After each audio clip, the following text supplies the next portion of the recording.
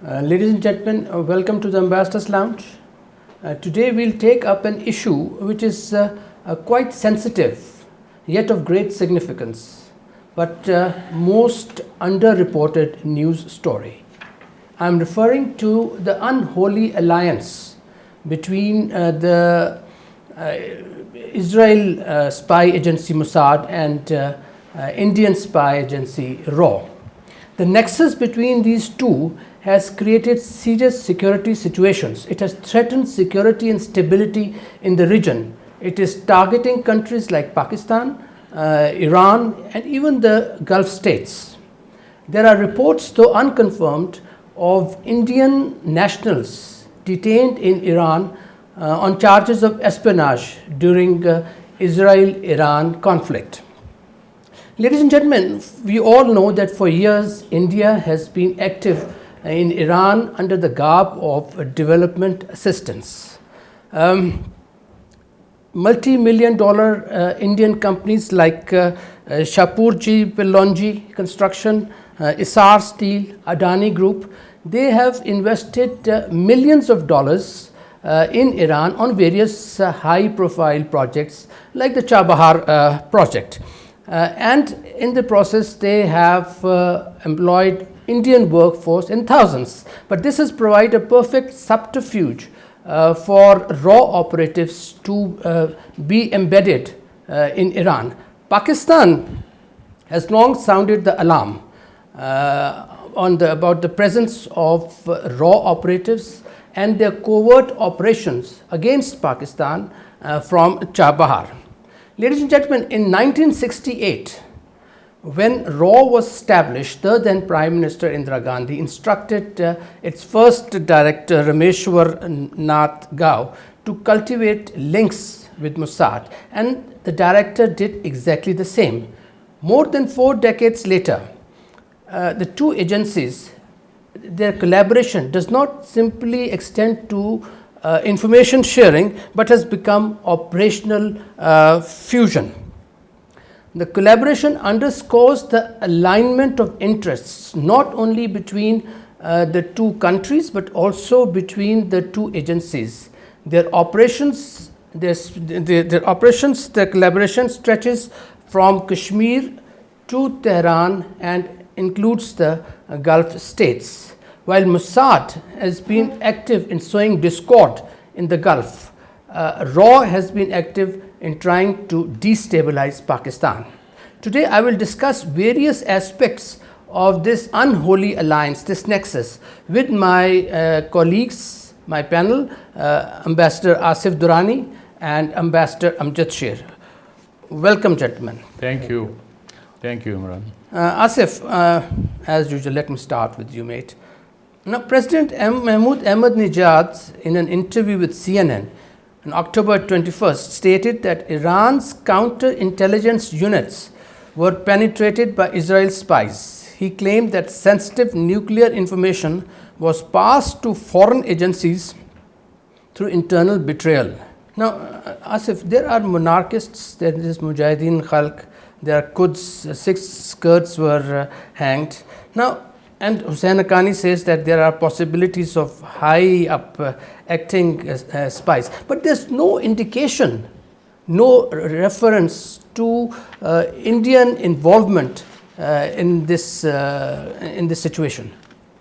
I think India played a secondary role or subservient role to Mossad as far as Iran is concerned. But yes, they played a very vital role. The Indians in helping Mossad to reach out to the places and to link up to those Iranians who could ultimately become their molds in different organizations. Here, the biggest worry at the moment is that there were many hundred Indians who were working in Iran's IT sector. Exactly. And in fact, now since we are in an age of information technology, so different facets of IT, Indians programmers were employed and on hefty, salaries. salaries. And when I was ambassador from 2016 to 18 in Tehran, there were many hundreds of Indians who were employed. And then somehow the Iranian officials who studied in India, they in fact were also patronizing The Indian diaspora. recruiting the Indians in these specialized sectors. You have mentioned about Chabahar. Now, Chabahar also provided a golden opportunity for the Indians to come in droves. And of course, raw agents were also very much there. And there, if you recall, Kulbhushan Yadav had Yes. established his jewelry shop. And he had paraphernalia under which he was running his show. So there are many examples whereby these, Indians have been working. For instance, just take the example of Zaidan Consulate. There are no Indians, but consulate is there. Consulate is meant for consular access or trade. Exactly. And trade with whom? Trade with Pakistan.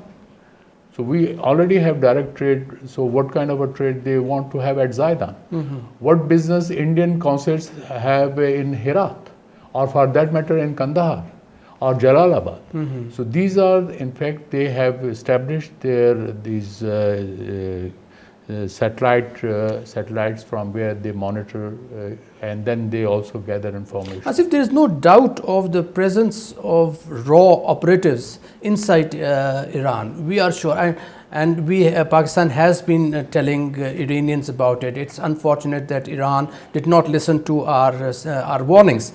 But what I am basically interested to know is that why is it that there has been no official statement from Iran about the Iranian, there are reports, so as I said, unconfirmed, of the detention of Indian nationals, but there's no official report from Tehran. You're right, and I can't vouch for why they haven't commented on that. But I think there is a realization now when you speak to Iranian friends, so they now realize that it was a big gap and it was a big faux pas committed by the Iranian officials by allowing Indians and not keeping a tab on that. Because India has just not targeted Iran. For instance, in Doha, exactly, they had eight naval officers, yes, who with were full security given death clearance sentences. Yes, absolutely correct. For working for Mossad. Yes, absolutely correct. Not for RAW. Or maybe RAW and Mossad. And Asif, that is not the only incident. There are a couple of more incidents which we will come to when we reach that point. Amjad, coming to you, mate. Now, when Israel conducted the first attack, right, Iran was at a loss. It didn't know what happened. The Israelis knew when to strike, where to strike. Now, if we say that Iranians were, or the Indians were there, active there, sharing the secret, the spying on Iranians. Now, how is it that people at higher places were known to Israel? Iran and Indians could not have had access. Well, in fact, thank you, Imran. In fact, the Iranians were caught off-handed in the first place because they believed and trusted that especially Indians could not do it. But in fact, secretly the Indians were the agents to convey the messages, the locations, the addresses, even their movements of the Iranian leadership, military or nuclear scientists, to the to the Mossad, to the Israelis. Oh, that's a very big statement you're making. Yeah, through their through their networks. The second thing is that India and Israel, this intelligence and military cooperation dates back to 1960s. Yes, that we will come to. But about this this is what the Iranians, I think they failed, and they were, I think they could not see what has happened with them. that how could exactly and precisely the Mossad or the Israelis can target. Okay, Definitely, this was a trust. Yeah, you're right. You're right. But you see, President Ahmadinejad, he categorically told CNN that Iran's counterintelligence units were penetrated. When he said this, he was not referring to anyone else. He was referring to the Iranians. And as I said, Mr. Hussain Haqqani said that there are possibilities of higher-ups acting as spies. So everyone, they were talking about Iranians having been Iranians sold to the Mossad, Israelis. Asif? Yeah, that is correct. But I think there are phases under which Indians made greater ingress in the Iranian system. There's no doubt about that. And that was that ever since RSS-led Hindutva dispensation has come into power in New Delhi in 2014, you will see a gradual a disclosure about India's intentions. Number one, at the ideological level, India wants to be hegemon in the region. Right. On the other hand, Israel is there, which wants to be a hegemon in the Middle East. And they are, in fact, working for the creation of Greater Israel. It won't be possible unless there is a force or there is a power which in the region and adjacent to Middle East, that is South Asia, where India also can chip in. And more importantly, India was, considered to be a net security provider under the Indo-Pacific scheme of things. Yes, yes. But unfortunately, that got torpedoed during India's misadventure against Pakistan. I'm just staying with you. If Israel-Iran conflict was played out through India, the Indian diaspora network, now both in Iran and the Gulf, then surely for Iran, India has changed from an economic partner to an adversary. Now, what I want to know is, why did, number one, Iran give so much space to India? Were they unaware? See, Asif has been in Iran twice, I have been in Iran. What we have seen is that Iranian intelligence network was quite strong, was quite effective.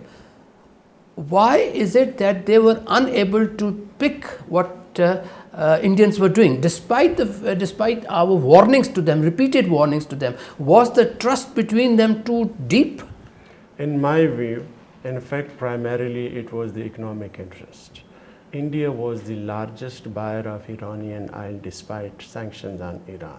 Isn't that China? India is also one of the second largest. Yes, is one of the largest. Second is that the Iranian might be thinking that both India and Pakistan are adversary to each other. So whatever information Pakistan is sharing with Iran might be it has compromised, nullified intentions. Yes. Okay. So that is the other reason that why the Iranians did not. But we gave them evidence of their presence in Chabahar. Everything we gave them, even Gulbushan Yadev was also a live evidence, but still the Iranian took it for granted that it might be one intelligence guy was arrested. So it does not mean that the whole Chabahar is full of the Indian agents against. And then again, they believe that they are working against Pakistan. So that was, I say that it is a trust breach. Okay, Asif. Now, Iran has been jolted. They realized that there was a massive intelligence failure, and now they're conducting forensic audit of their digital systems. Now, if you could talk about GPS, they have blocked the American GPS and they have shifted to Chinese Beidou, and there's Operation Cleanup underway. There's also deportation, large-scale deportation of Afghans from Iran. Now, is Iran acting in desperation as far as these deportations are concerned? I mean, they Well, I claim think- that Afghans are responsible, yet no Afghan, I think, has been arrested. I think Afghans is a separate case in my view, because their deportation had been an ongoing process. It was, but the amount of Afghans refugees being deported now, it seems that they are connected to that. I think it may be a coincidence. Okay. That 500,000 Afghans have been sent to Afghanistan. But more than Afghans, it was Iranians. I think they have to go back to their own system, because if you recall, Iranian nuclear program was actually disclosed by the Iranians themselves. Mujahideen Khalq in 2003. And the rest is history. We all know what has happened. So within the system, there has been a sabotage, and there were people who were against the existing system. So in fact, they were readily available to do the job. And you may recall that a few months ago, former Shah's son, Yes. Raza Shah, he also visited Israel. Israel, absolutely. And one of his daughters married to a Jew. And then his statements about their forthcoming, if they come into power, they'll have best of the relations with Israel. And so these are the things, and I he think has very small one following. moment. Yes, please. These are the things. For instance, he hinted that once they are in power, so they are going to throw out those all religious fanatics, and they'll reestablish their relationship with Israel. These are the guarantees which Shah's son has done.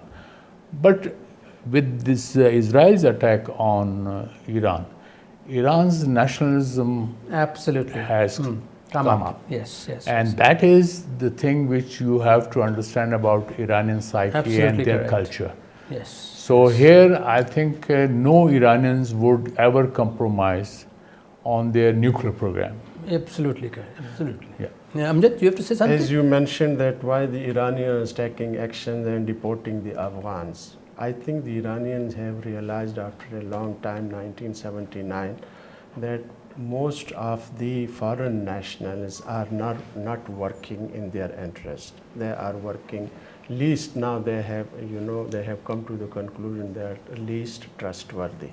And they are trying to purge their society from the foreign nationals. And Afghan nationals can easily be, you see, can work for any other agency if they are promised foreign settlement. And So what you're saying is that we are going to see a purge in Iran. They are going to get rid of all the foreigners. If I may Yes, add, please. Amjad, deportation of Afghans is a different case. They were doing menial jobs. They were not in high places, or they were not experts or working in the IT sector. They were doing construction work as laborers, sanitation work. So they could be dispensed with any time. And it was not the first time. For instance, they would just cancel the work visa of 5,000 Afghan laborers. They were there with their families. So you mean that it was not 5,000, it was 25,000 with their families.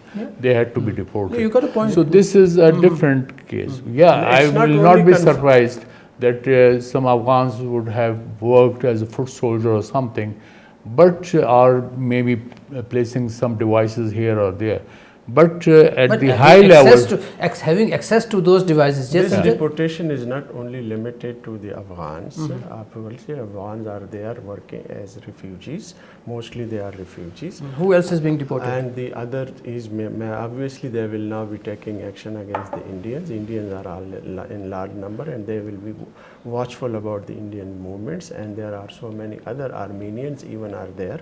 So it's not necessary that only they are taking action against the Afghan national. The second thing is that there is a contrast in the sense that most of the Iranians, they were not happy right from the very beginning with the this religious setup in Iran, and most of them might have been promised resettlement abroad. Most of the Iranians also want to be settled abroad or go abroad with their families. I have seen with my friends even in Thailand, even in Cambodia, there are Iranians who were working there in different areas, and they say that yes, they want to go back. They have come out of Iran through some friends, through some contacts, and that's why I say that most of those Iranians inside Iran are working in the hope of getting out of Iran, and if they can extend some assistance or help. Okay, now gentlemen, we all know that India has a huge diaspora in the GC states, in Canada, Australia, UK, we are not. And Raw Mossad strategic network has transformed an entire diaspora community into a suspicious entity. The countries, the GCC countries, everyone would be wary of the Indians. Now, in fact, as we know that for them the diaspora has become a national security. Can diaspora communities can even truly escape the geopolitical conflict of their homeland, Asif? It's a very good question, a complicated one. But I think India would now, or Indians would be seen as suspects. And the manner in the Hindutva forces are ruling the country, and the way they want to promote their regional and international agenda, that is causing suspicions in the neighborhood and beyond.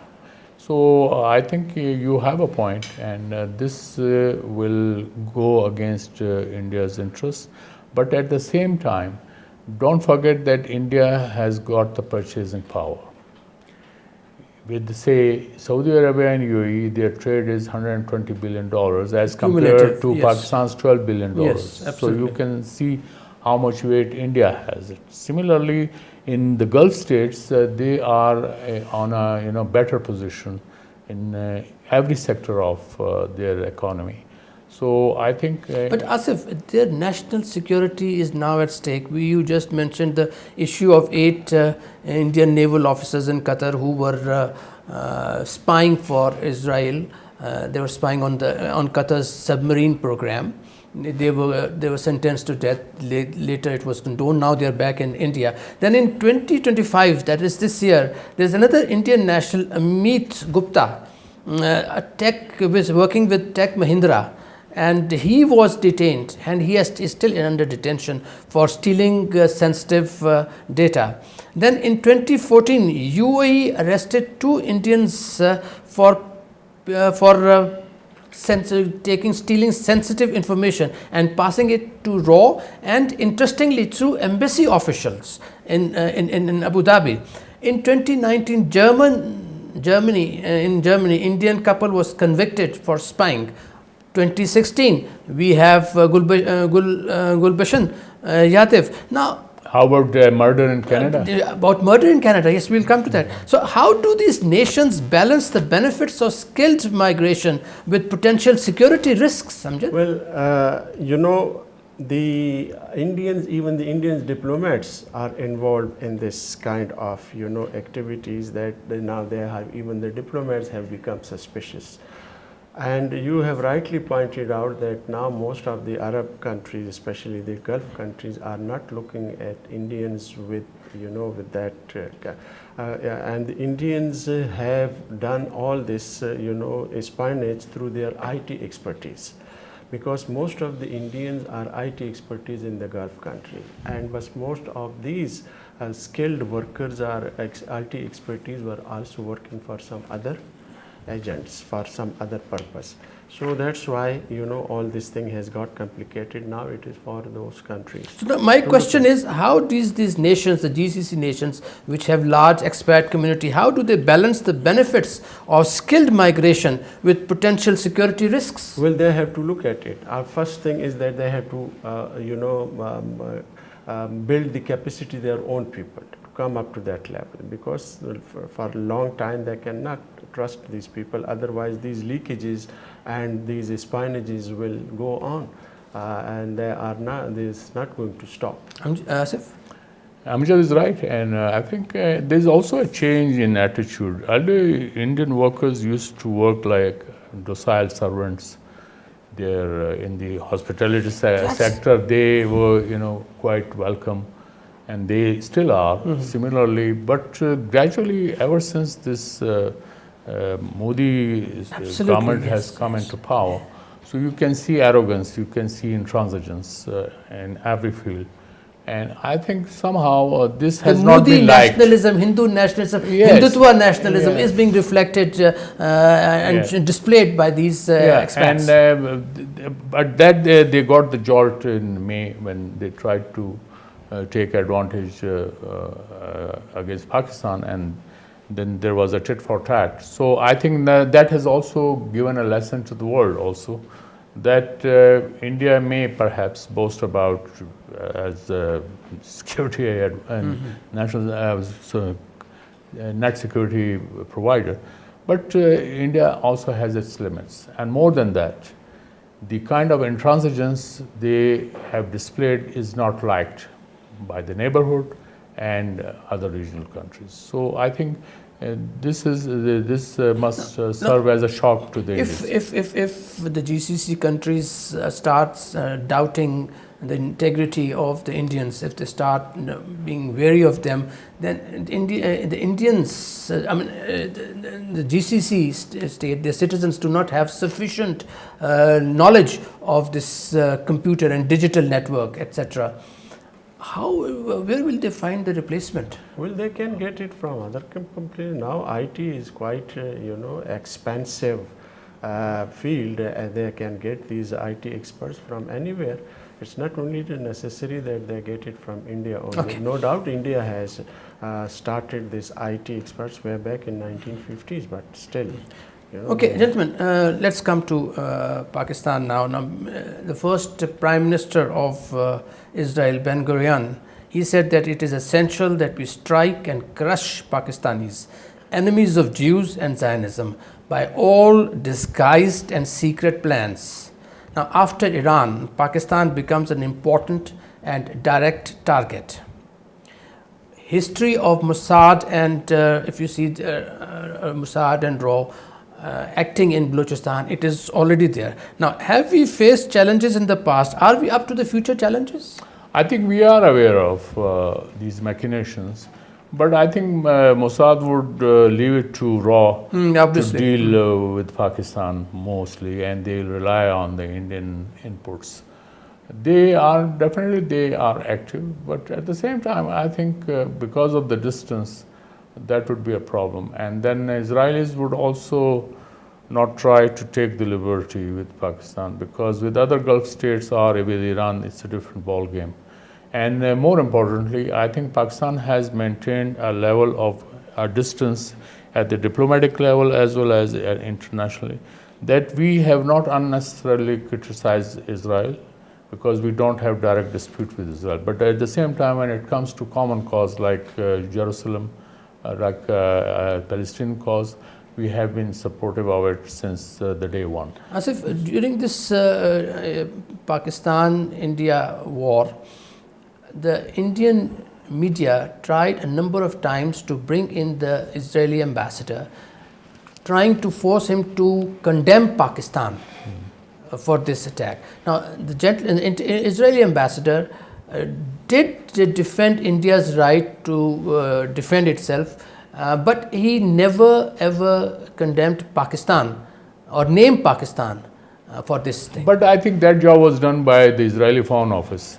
So I don't think ambassador, he is a smart man. So do you think, are we ready to face future challenges? Yes, we are ready, because now we have demonstrated our capacity and capability during this May conflict with India.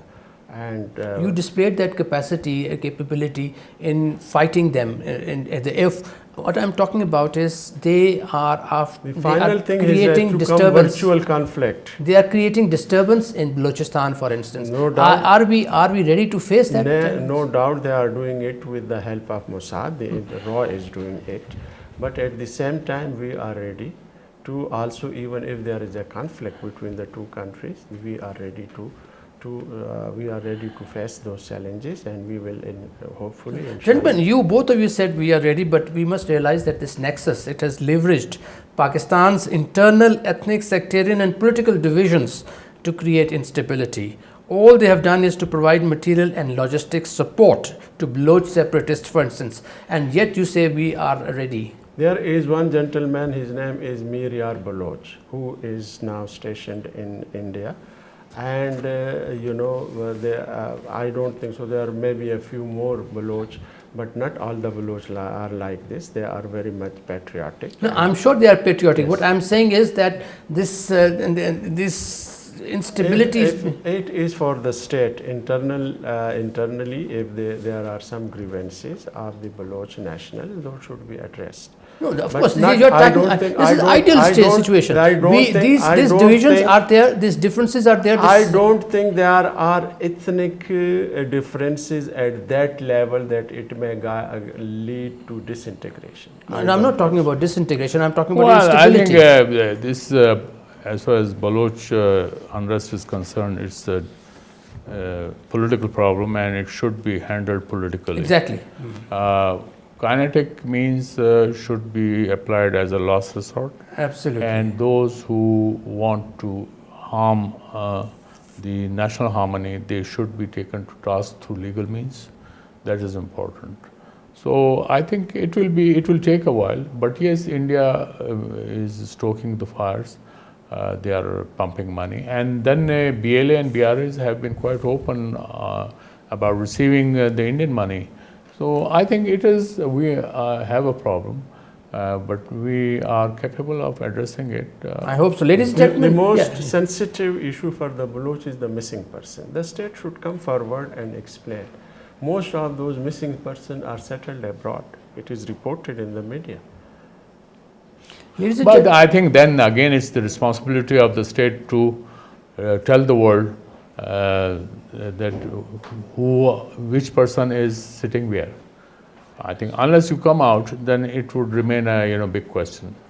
So what we basically need is, we know that there is a nexus which is targeting us, which is following us, and the government, the people, the political parties, they need to mend their ways. They need to put their house in order, and we need to deal with this internal strife. Ladies and gentlemen, the Zionist Hindutva nexus is basically rooted in Islamophobia. Both are ethno-nationalist ideologies with emphasis on territory, on nativity, and on race. Now, both seek to redefine regional power balance in the Middle East and South Asia. Because of the ideological affinity, the bonhomie between Israel and India has been there since their inception, and but it was kept low-key or covert because of India's economic interests in the Gulf. Now, under Prime Minister Modi, the relationship has become more intense. It has become more passionate. In the last 10 years, India has bought weapons worth more than $2.9 billion from Israel, which makes Israel the fourth largest supplier of weapons. Now, during the same period, the collaboration between Mossad and RAW has also increased manifold. Israel has been providing RAW with technology and with access to Western information systems. This technology, which Israel provided to RAW, was used by RAW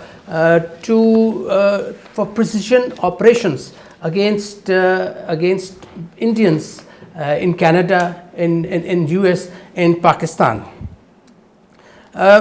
Ladies and gentlemen, the Indians in return offered RAW or Israel its large diaspora in US, in Gulf states, and this diaspora, it includes people who were sitting in top slots, skilled manpower. My panelists, they talked about in the Qatar case, in which eight Indian naval officers were arrested. Similarly, in UAE, there were Indian officers were arrested. Ladies and gentlemen, India's covert network is now under intense regional and international scrutiny. The scope for deniability is less now, and yet the regional states need to be more cautious and alert. Thank you for watching Ambassador's Lounge. Please subscribe to our channel, and we'll be back.